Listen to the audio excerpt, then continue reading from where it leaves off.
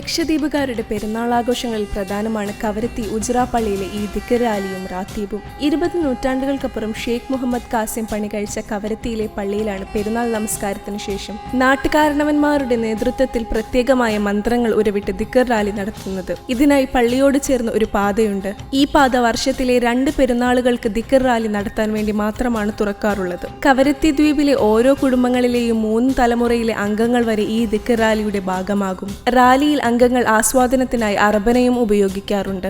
Rally ഉജ്റ പള്ളിയിൽ എത്തുന്നതോടെയാണ് ഷെയ്ഖ് മുഹമ്മദ് കാസിം എന്നവരുടെ സ്മരണാർത്ഥം റാത്തീബ് ആരംഭിക്കുന്നത്. റാലിയും റാത്തീബും കാണാൻ നിരവധി പേരാണ് ഉജ്റ പള്ളിയിൽ എത്തിച്ചേരുക. പെരുന്നാൾ ദിനത്തിൽ വൈകുന്നേരം ഇത്തരത്തിൽ അറബനമുട്ടുമായി സംഘങ്ങൾ ദ്വീപിലെ വീട്ടുകളിൽ എത്തുകയും പെരുന്നാൾ ആശംസകൾ നേരുകയും ചെയ്യും. ദ്വീപിൽ കേരളത്തിൽ നിന്ന് വരുന്നവരെല്ലാം ഇവിടെ വന്നിട്ട് സിയാറത്തും ചെയ്യിച്ച് പോകുന്നതാണ്. അത് എല്ലാ മതക്കാരും ഇവിടെ വന്നിട്ട് വരാറുണ്ട്. എല്ലാവർക്കും ഇവിടെ കയറാനുള്ള സ്വാതന്ത്ര്യമുണ്ട്. കുഴപ്പമില്ല. അത് ഇവിടെ മാത്രമല്ല, കേരളത്തിൽ പോലെ തന്നെയാണ്.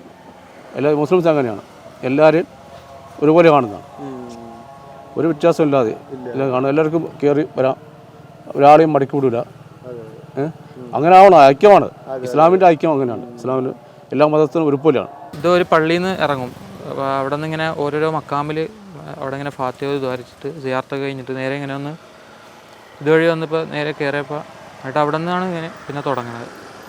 അവിടെ നിന്ന് ഇങ്ങനെ ഇജാസത്ത് വാങ്ങിയവരിങ്ങനെ ബൈത്തോലി കൊടുക്കും.